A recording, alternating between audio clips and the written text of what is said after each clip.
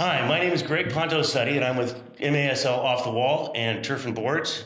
And in this edition of Ponto Off the Wall, I am here with San Diego Soccer's legend and general manager, Sean Bowers. Hi, Sean. How are you? Well, thank you. And thanks for letting us come here to the office here in Carlsbad. This is a really great setup. Yeah, we moved here probably about 6 to 8 months ago, and it's a great setup for us. It's something that everybody has their own office, and It looks very professional, so we're very happy with it. It's really, really cool. So you played locally here in San Diego. You're a local San Diegan. Yep. And you played locally at Mira Mesa High School? I did, yeah. And then also you went on to the Nomads? I did, yeah. Mira Mesa College? Actually, I went to Mesa College, but I didn't play soccer there. I just took a year off and played club, hopefully wanting to get a scholarship. Well, talk about your youth experiences here in town. Well, grew up in Mira Mesa. Went to Mira Mesa High School, played club locally in Mira Mesa. I was a goalkeeper growing up. So I was a goalkeeper until I was 18. Wow. I graduated in 1986, so I'm going to age myself a little bit, right? Wow. I won't tell you when I graduated. There you go. So I played for the Nomads for 1 or 2 years, and then when I graduated from high school, there was a couple colleges that wanted me to go and play goalkeeper for their college, University of Tampa, UCSD. Right. But goalkeeper wasn't exciting enough for me, especially in the outdoor game. At that time, there was no indoor going on for us. So I made a change and decided to play on the field. Took a year off, went to Mesa College, didn't play soccer. Really? Wow. I played club soccer for San Diego Sun at the time. Okay. And then ended up, school saw me, went to Dallas Cup. School saw me, Quincy College. Wow. And so you went to University of Quincy College? Yeah, it's actually, at the time it was called Quincy College. Now it's called Quincy University. Okay. But yeah, they gave me I got a full ride, which I just happened to be in the right place at the right time. And what got you into soccer in the first place? Why, as an athlete in San Diego County? I mean, I played football. All right. So what was your hook to soccer? I don't know. My dad coached it, they were, and when I was little and just kind of got into it, and it was something that athletically I was probably decent at. And so, when you're little and you're good at something, yeah, you want to continue to play it. So, but I loved all sports. I played baseball, I golfed. There's so many different things I did in high school. I played football. Sure. So it wasn't just soccer, but that's kind of where I fell in love when I was little. My dad coached me, and and fell in love with it really when I was little. You had some success at Quincy University. I did. I mean, in terms of, the first year was really the most, dynamic year for us at Quincy because we were one game away from making the NC2A. Wow. Quincy has a long history of winning championships in the NAIA. Okay. When I went there in 87, they were Division I. And we missed the NC2A playoffs by one game my freshman year. That was probably our best year when I was there. Right. But yeah, I learned a lot there, being away from home and, sure, of course. Appreciating your parents and that dynamic. I don't appreciate them as much as I did when I was living here. And I actually lived at home in between my high school when I graduated in 1986 to 87. I lived 1 year at home, and that was probably very trying for me, and I'm sure it was trying for my parents. So I appreciated it, when I left. And in fact, my very first day in Quincy, there was a tornado warning. So I got there for a California kid. Oh, you got and there was a tornado warning, and I freaked out and called, I want to come home. And I've had an experience once before in St. Louis with the tornado thing. I mean, the sky turns green. I mean, everything goes weird. As a California kid, California kid, it's crazy. And I was staying at the coach's house, and so I was petrified and thought, I was earthquakes, it's a little bit different. Yeah, no. We don't know they're coming. Exactly. You don't know they're coming, and all of a sudden there's an earthquake. But the tornadoes are a completely different world. Right. So when you started your professional career, did you sign with the soccer straight away? Was that your first professional? Yeah. So I graduated in 1991. Was trying to play outdoor in the APSL. Okay.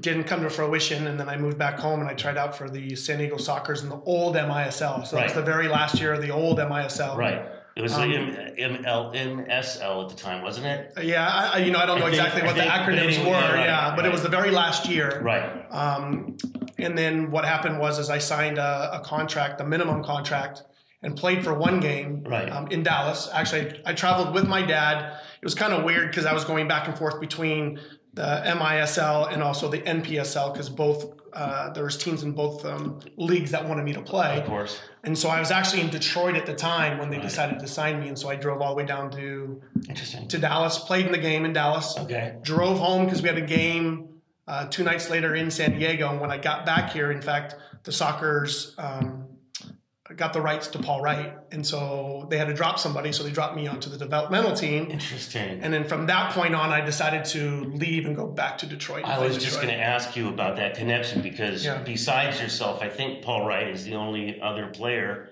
that played in all 3 incarnations of the Sockers. Correct. So you and he, I think, are the only 2 that ever did. Yeah, and Paul and I, we have a history together. Paul and I grew up together. We played Nomads together. That's very cool. We played, we won the national championship together for indoor, and in fact, the year after we won it, me, Paul, and Rene Ortiz, both of those guys went to the Sockers right away to play professional, and I went on to play college. Small world. So it's very, and Paul played with me in Kansas City for the MLS. Right. Paul played with me in Baltimore. Our kids were born in the same place. So we have a lot of history.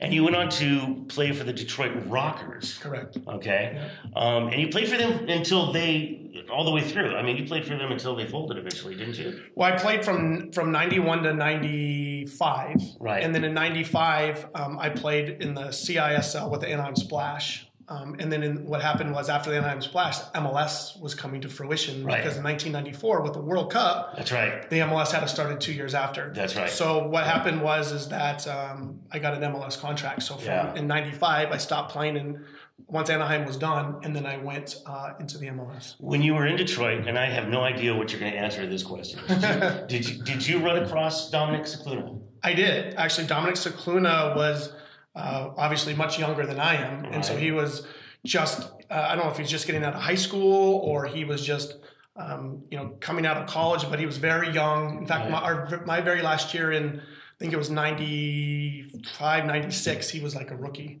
Wow. And so, it was pretty dynamic, and then I went away to the MLS and then I came back to Detroit. So I had 2 stints in Detroit. Right. Okay. But Dominic's uncle, was part owner of the Detroit Rockers in 1991. Interesting. So there's a deep connection with that. So now I was chatting last night. We were watching the Soles Flash game. Mm-hmm. And on the chat room, Art Kramer is on the chat room. Yeah, okay. Yeah. And he volunteered. I told him I was going to be speaking with you today. Mm-hmm. And he volunteered this information. He wasn't sure if you knew this. He said that he was cut from the Rockers to make room for a young rookie by the name of Sean Bowers.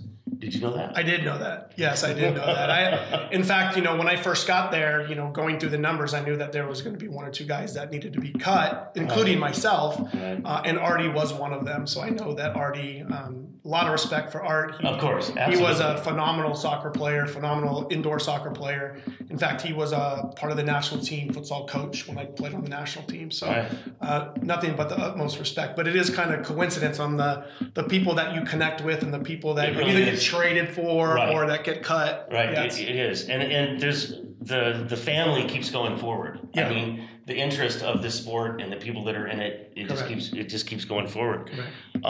Did the Rockers go on to win the NPASL title that year? In 1991, my rookie year, we won the NPSL title. And you were Rookie of the Year. I was, yes. Okay, that's pretty impressive. It was good. It was a very good year, and I was spoiled going in there the very first year because you win a championship, you get Rookie of the Year. Right. I got to play with Andy Chapman and Drago and Brian Finnerty and guys that are legends in the NPSL, and of course. it was pretty amazing for the first year. You got Defender of the Year twice in the NPSL, and also once in the CISL. Correct. So you got some honors going on. Yeah. Yeah, it's good. The accolades, I think the individual accolades are great, but obviously the championships are the things that, especially now being in a different role in management, are the things that you can hang your hat on. Of course. And you mentioned the Kansas City Wizards. Now you signed on with them, brand new idea. The MLS is just starting up. Yeah. Paul Wright's on the team with you. Mm-hmm. Ron Newman is your coach. Mm-hmm. Talk about that. Yeah, so in '96 I signed a contract with the league. and I wanted to be on the national team. So the national team, outdoor national team, and the only way really you could do that was to play outdoor. Of course. So I left the indoor game, played, signed a contract, and was I think I was picked in the 3rd or 4th round or something like that. And Ron Newman was the coach. Guy Newman was the assistant coach. That's huge. So a lot of guys that were picked for that were a lot of indoor guys. Preki, right. Mark Chung, right. who played with the Sockers, right. myself, right. Paul Wright. So there's a history of indoor soccer players, which in the very first year in the MLS, that team was probably the best team that we had when I played in Kansas City for those 4 years. Wow. So you've spent some time, you mentioned the national futsal team. Yeah, so in 96, after my first year in Kansas City, I got called up to the futsal national team. And to be honest with you, I didn't even know what futsal was. Had no idea. Not a lot of people even still. True. Although I think it's becoming more evident that what futsal does for soccer, the soccer player, the outdoor soccer player, a lot of the high-level soccer players, the Ronaldos, the Messis, all grew up playing futsal. It was part of their youth development. The technicality, everything. Yeah, so I think U.S. soccer is starting to figure that out. But in 96, I mean, I'll tell you, to be honest, in 96, we had a practice, got called up, went right to the World Cup, which was in Spain in 1996. Right. And before we left, we had a camp in Florida, and we trained. 2 of our trainings were in the parking lot of the hotel. Oh, no kidding. So futsal has come a long way to where it is right now. But yeah, it was an experience, and I kind of wondered why they called me up. I'm 6'2" at the time, 190. I like to kick people, and I'm a physical player. And futsal is the complete opposite. Futsal is there's not supposed to be physicality in it. It's very technical, very creative, one-on-one, and that was kind of the opposite of what I brought to the game. So I think it helped my game down the road in the MLS and going back into indoor soccer. Talk a little bit about 619 futsal. Wow, well, after I retired, so in 2000... we're gonna bounce around a little bit. Sure, no problem. Because we're on the subject of futsal, I just wanted to touch on that. So in 2004, after the World Cup, so we made the World Cup again in 2004 in Taiwan, I retired from the futsal international world. And what I wanted to do was bring the game of futsal to the youth. And obviously living in San Diego, there was no hint of futsal. There was nothing going on. So we spent a couple years, thinking about it, putting our eggs in the basket and figuring out how this is going to work, and came up with 619 futsal in the winter of 2011. Okay.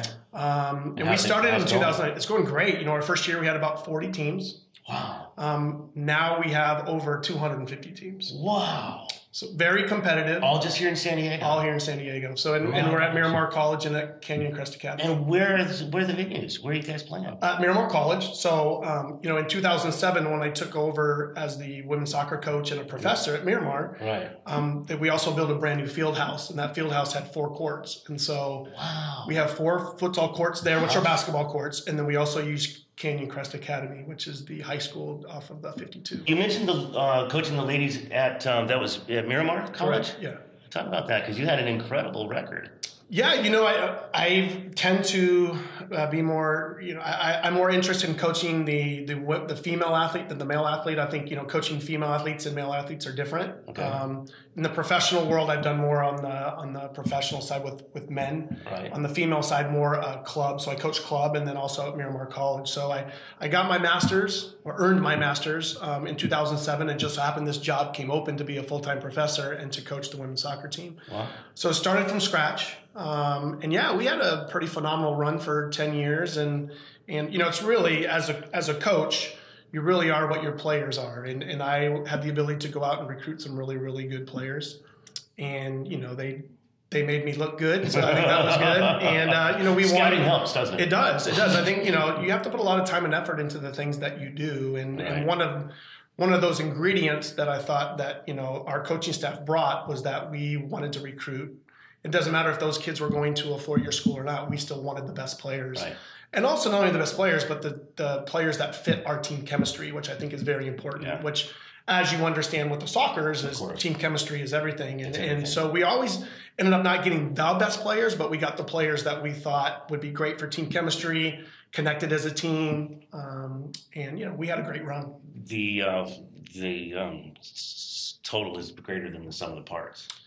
It is, and in the college world and in the club world, it's an easier sell. When you get into the professional world, when you have egos Sure, superstars. and this is the way that we used to do it. This is the way I've always done it, and to win a championship, I'm a firm believer that everybody has to sacrifice something. Everybody, including the office staff, the general manager, the coaches. We all have to change. And I think that that's something that has happened over, at least since I've been here over the last year and a half, I think so too. That needs to change because it shows on the field. I think so too. And as you can see, it does right now. I agree. To back up a little bit, after you left the Rockers, you were part of a dispersal draft and went to the Baltimore Blast. Correct. Yeah. So we folded in Detroit. So I played MLS from 96 to 2000. And then my contract came up in the MLS, so I decided to go back and play indoor. And then went back to Detroit, and about a year and a half into that, they folded and was into dispersal draft. Right. And then Baltimore picked me up, which is, I had such a great time in Baltimore. Well, I guess so. You got a championship out of the deal. Yeah, I had a championship out of it. Ed Hale, the owner, was phenomenal for me and my family. Kevin, who was the coach, was great. I ended up being a player coach my last year there, right. Winning the championship. So it all kind of came to fruition. It was a place that I felt like it was fate for me and my family. That's very cool. My kids were little. And then once we won the championship in 2003, my wife just kind of looked at me. She's from San Diego. We went to the same high school and said, it's time to go home. And so I went to them and said, hey, listen, I know, you want me to stay, and I really would love to stay, but it's time for us to come home and be close to family and end my career where my career started, because my career started in San Diego. Sure. I'd like it to end in San Diego. So you came back to San Diego, and this was the second incarnation of the team. Correct. Under Brian Quinn. Correct. Okay, talk about that. That was a period that I wasn't the fanatic in the stands that I had been and am now. Right. All right. That was a period that I was not always at the games. Talk about that time period. That was the CISL. And yeah, I think at the time, I think it was first of all, Quinny as a coach is phenomenal. Sure. Obviously as a player, he was crazy good, almost second to none in terms of going through the San Diego Sockers. But as a coach, I've even learned to respect him. And I was 35 at the time, and probably wasn't the fittest I should have been. But having him as a coach and learning things, I've been able to institute what I've learned from him into not only what I did as a coach down the road, but also as a general manager. So the coaching aspect was good. It was just that the management wasn't good at the particular time, and we changed management, and I don't think that their heart was in it. And going through it till 2005 when the team. In fact, I was at futsal. I was at the World Cup in 2004. Okay. In 2004, and when I came back is when I heard that we were folding. Halfway through the season. Correct, yeah. I mean, what a heartbreaker. Yeah, and and for me, that was the end of my career. That's what I thought. I thought for me, I'm not moving. I've already moved here. Sure. We've already, I bought a house in Marietta. I travel down San Diego every day. Right. And so for me, it was definitely bitter because we gave up a lot in different places to be here, and then all of a sudden folding. So it was hard as a fan. I mean, there's a lot of emotional equity that's put out there from the standpoint of the fans. Right. And when you see the leagues folding and when you see the teams folding, it's like, so what do we do now? And if they come back, do we trust them again? Right. I mean, do we want to come out there and, put our hearts on the line? Absolutely. It's not so much the money, it's the emotional investment. Yeah, and I think that's why it's so important to have owners that are just not in it for a year or two. And I think with indoor soccer, professional indoor soccer, that's how it's kind of always been. Most of the, it's very hard to find an Ed Hale or a Phil Savaggio. That's right.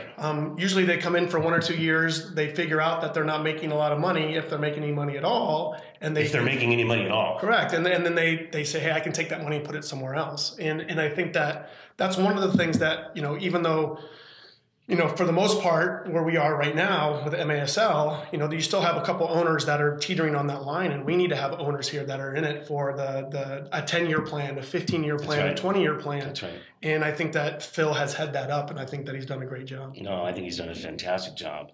So then you spent, 4 years what did you do between those 4 years, between the time that the Sockers folded So and then the new team started back up with Phil? Yeah. So I was an assistant coach at a 4-year school at Cal Baptist University on the women's side. Okay. And then I went back to school and got my master's in kinesiology. Right. Gotcha. And so performance enhancement. Yeah. And some sports injury. So I went back there. So I did that all the way till about 2006. And then I got the head coaching job at Cal Baptist University. Oh, very cool. Me and another guy, we were co-head coaches. I did that for 1 year, and then I earned my master's in 2007, and then that's when Miramar College came open. Oh, good. Yeah, and so then I was the coach at Miramar, and then in 2009, as we were getting closer to 2009, Phil came to me. In fact, I remember the day. It was a beach soccer tournament. I think it was the May beach soccer tournament. We're in Oceanside. Yeah. Okay. And Phil, I came down and watched, and I saw Phil. He's like, hey, Paul Wright's going to come back and play. Would you want to come back and play? Kind of old timer guy. And I'm like, I don't know if I can do it. I'm 41 years old. I haven't really touched the indoor ball for a long time. And I haven't, I played with the college and my club, but I haven't really played at that level. And I said, yeah, I'll give it a try. Definitely wasn't a financial thing. It was more of helping kickstart the Sockers off again and playing in Del Mar at the time. And so I think that, that year and we won the championship. And I only played home games and I didn't play away, which was something that, I can only do, but from a soccer perspective, I regretted just because I had a job for Miramar. But having that whole experience was something that I wish I could have gotten the whole experience, but it still was a great experience in terms of, playing the home games. And the championship was here in San Diego. Yes, it was. Correct. Yes, it was. I think that my son and I both still miss Del Mar. I mean, Valley View is great. It's the old house, but Del Mar was fun. Yeah, I think there's some elements in Del Mar that it brings that we don't have at Valley View, both positively and negatively, to be honest with you. I remember one night in Del Mar, it was so foggy you could hardly see the field, and it was slippery, and we were slipping everywhere. Well, because it wasn't really indoors. Correct. It was only covered. Correct. And so I think, but I love the atmosphere. It sat, 2,000 or 3,000 people. It was something that it seemed very family oriented in terms of the atmosphere. And, and that's what we're trying to bring down at Valley View. And I think we've done a great job doing that. I agree. But it was a different concept at Del Mar. So what was the feel for coming into playing with all of the locals that Phil got together at the beginning of that? I mean, because you have just everybody. I mean, it seems like everybody was a San Diego local. Yeah, I think it was good. Obviously being a veteran, an old-time veteran, myself and Paul, and a couple other guys. I think Braden Cloutier was playing at the time. And then having the new guys. So really, I saw it as a player/coach. So when I was there at practice and helping guys out, and, Childs was young, much younger than too, and helping him out and showing him the process and showing all of them the process of what it takes to be a professional athlete. It's very fun watching Childs and Craig and Chris both grow up all the way through that. Absolutely. It's been huge. Yeah, and at the time, Riley Swift was our goalkeeper. That's right. Right? And so I didn't really get to see much of Chris. But yeah, he's come up through the ranks and winning goalkeeper of the year. I know the first thing I told Chris when I saw him last year, the very first day I saw him taking over this job, I told him, I'm like, my goal is to win a championship, and for you individually, your goal should be to win goalkeeper of the year. There's no reason why you can't be goalkeeper of the year. You're good enough. We need to push you, and that's what he did. And I'm very proud of him in doing that. No kidding. Yeah. There was some controversy over that because it was game time. Right. The amount of games he played. Correct. So there was a little bit of controversy over that. Right. There's poo-poo on that. Yeah, at the end of the day, you want to give it to the best goalkeeper. That's right. And I think that with Chris, there's no doubt in my mind that he was the best goalkeeper, and he kept us in a lot of games last year, and I think that it showed great leadership. And now this year, I know we're not there yet, but in terms of talking about it, but this year we have two very, very strong goalkeepers. Yeah, in fact, I think they're number 1 and 2 right now. Yeah, and I think they're both playing that way, to be quite honest with you. I think they're both playing, and Phil has a hard job on determining who plays, but I think he's done which is perfect. And I think he's done a great job, and that was to be honest with you, that was the reason why when we sat down about bringing Boris to our team, what he could add to our team, not only as a goalkeeper, but the competitive nature. Absolutely. We want that for everybody that's on the field. Why would we want it as a goalkeeping position? And I think before I was here, we didn't have that as much, and so. One of the things myself and Phil and Cheeky talked about was having that at that position, and it obviously you could tell it helped. Yeah. For me, and I think that's something that I like to instill here with the Sockers, is blocking a shot can just be as important as scoring a goal. In fact, it can change a game. And I think that that's something, again, that we've gotten better at as a team since I've been here, is really concentrating on defense and doing those things. I have a defensive mind because that's what I play. Rene Ortiz is a defender, so we bring that. That's right. That concept, whereas other coaches might bring more of a attacking. There's not too many times we don't score too many goals. That's right. And so if we can only give up 2 or 3 goals a game, we're going to win most games. That's right. And the cliche is defense wins championships. Yeah, I do. And winning championships and being part of championship teams, the teams that I played for, with the Detroit Rockers, Baltimore Blast, we won in Milwaukee in the 3rd game by defense. I think the score was 9-7, and that's when you had 2-point goals, 3-point goals. Right. Defense for me, you have to have a defensive concept. You have to have everybody on the same page. You have to be willing to sacrifice your body, be willing to block a shot low, be willing to have an edge to you. I know that the game against Sonora got a little chippy at the end. Right. In the world of soccer, that's not a bad thing for us. I think that's something that we've missed, to be quite honest with you, on our team. Right. And I think the guys that we've brought in are up to the task. Yeah, and I think that's one of the things, to be honest with you, I think it's good to know your weaknesses and your strengths. And I think last year, one of our weaknesses is we didn't have that edge to us.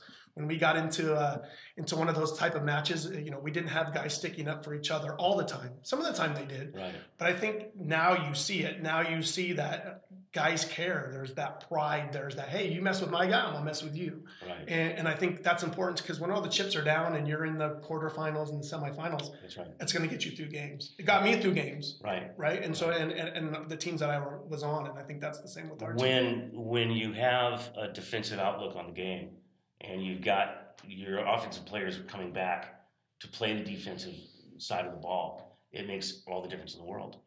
It makes all the difference in the world. And also some of these new players that have come in.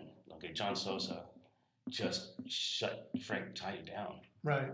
I mean, who does that? Yeah, and I was very skeptical because I've never met Sosa before. So him coming in this year, him not being here full time because he does live in Kansas City, so there's some in and out that he comes in. Me personally, management-wise, I was skeptical, but to be quite honest with you, I mean, he's a phenomenal player, and he's far exceeded exactly what I thought was going to happen, and I was definitely wrong in my thought process because he is an anchor back there. The way he passes the ball, the way that he's in charge, he reminds me of an old school indoor soccer player. Because you can tell some of the players that are out there, guys that are learning, and he is something that we were missing last year, and to get him was a great job by Cheeky and Phil. So now, when you came in, as you mentioned, you're a defensive-minded head of this team. And so, name some of the other players that are doing that. Put a name out there that, besides John and besides Contreras. Who are some of the other guys that are just really stepping up? Well, even though I'm a defensive person, I think that a lot of the things that we do go through our midfield. And so I think our midfield is very important. Obviously, Craig scoring goals. Whenever you have the all-time leading goal scorer for San Diego Soccer's history, that's phenomenal. So you can really make sure you play good defense as a team because he's gonna score. We as a team are gonna score. That's right. But I think the important players are the players that are playing in the midfield because they need to be two-way players. They need to be, Brandon Escoto, Farber. Right. I think Farber has his job description. There's a lot of things that he has to do, and he does that well. So when he doesn't play, we miss him in that midfield. I know. And so, those two players stick out. I think, to be quite honest with you, I know Matt Clare was scoring a lot of goals at the start of the season. Right. And we've asked him to do some other things that are different, and he's not scoring as much. But he's playing phenomenal defense. Yes, he is. He's getting back. He has shown that he has cared about, where he is and what he wants out of this. So he's somebody that has, sacrificed. That's an example of someone sacrificing what he wants to do for what we need him to do. Right.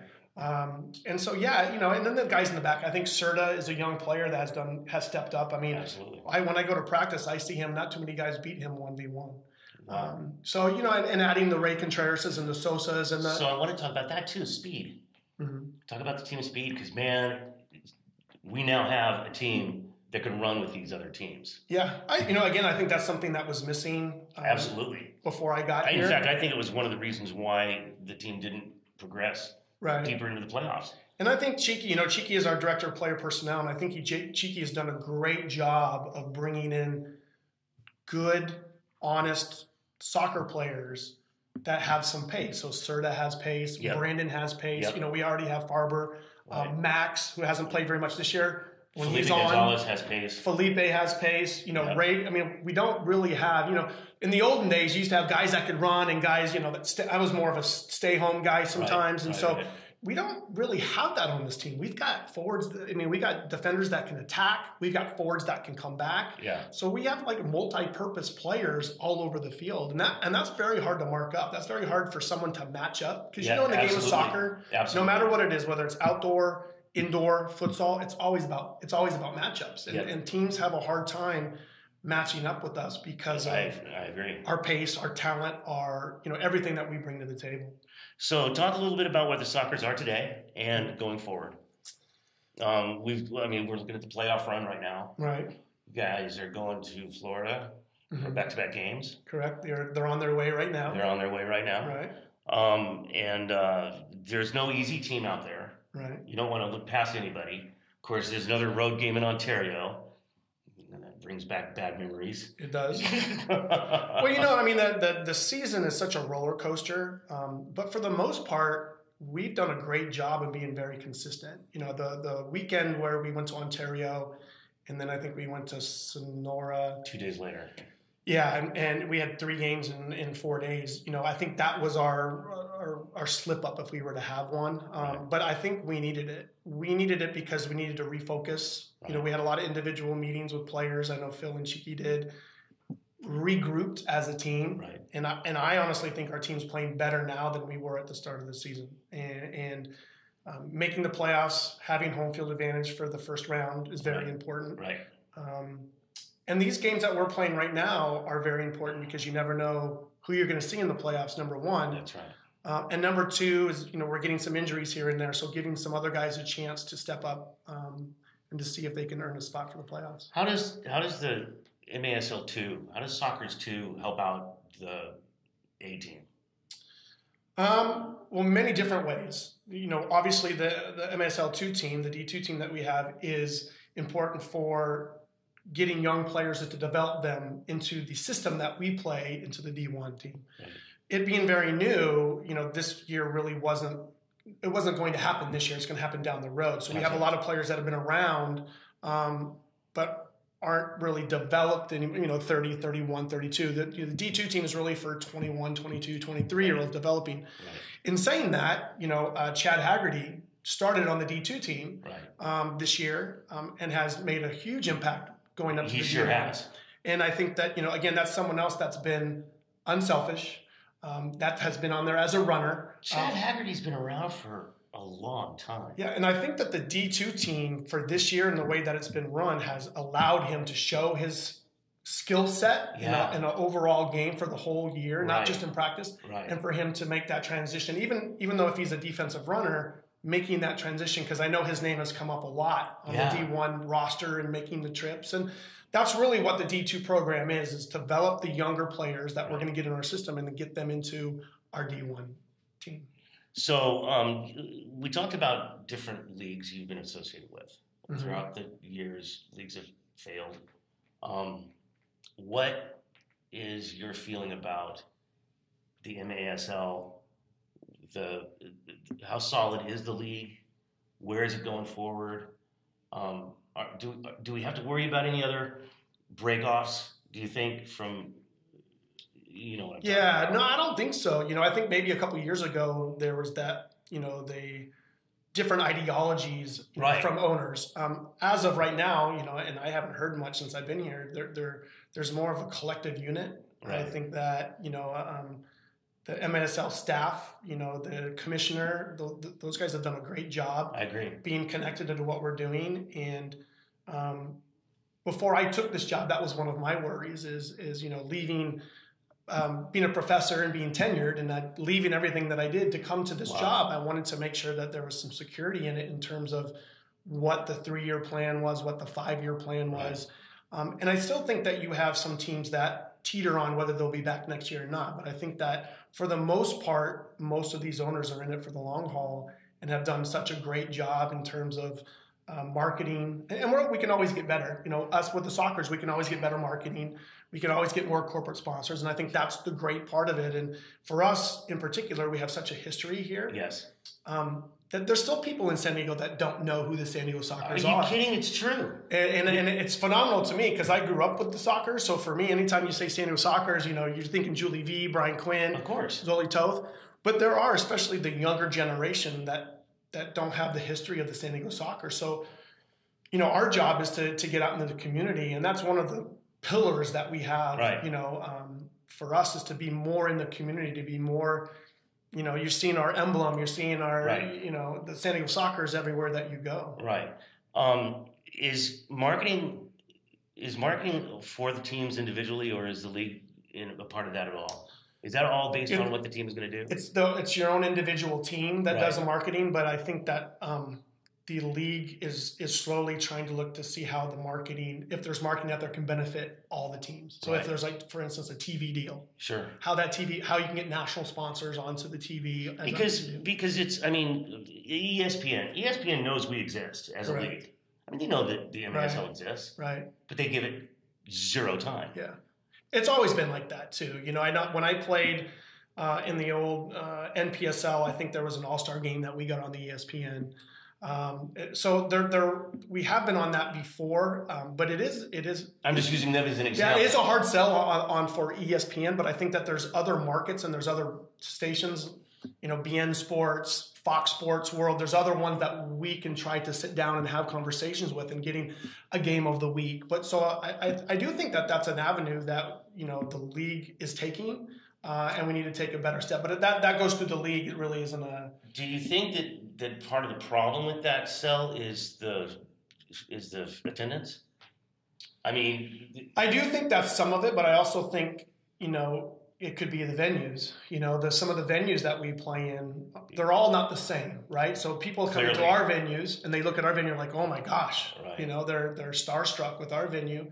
And when you go into other venues, they might not be up to standard of what they should be. Sure. And so that was kind of great in the old CISL. All the CISL, I had NBA owners. So you were going into a facility. Right. And so I think that making this transition into the MASL, from the PASL into this and having requirements and having structures, it's a process. And I think this is a process that it's getting better every single year.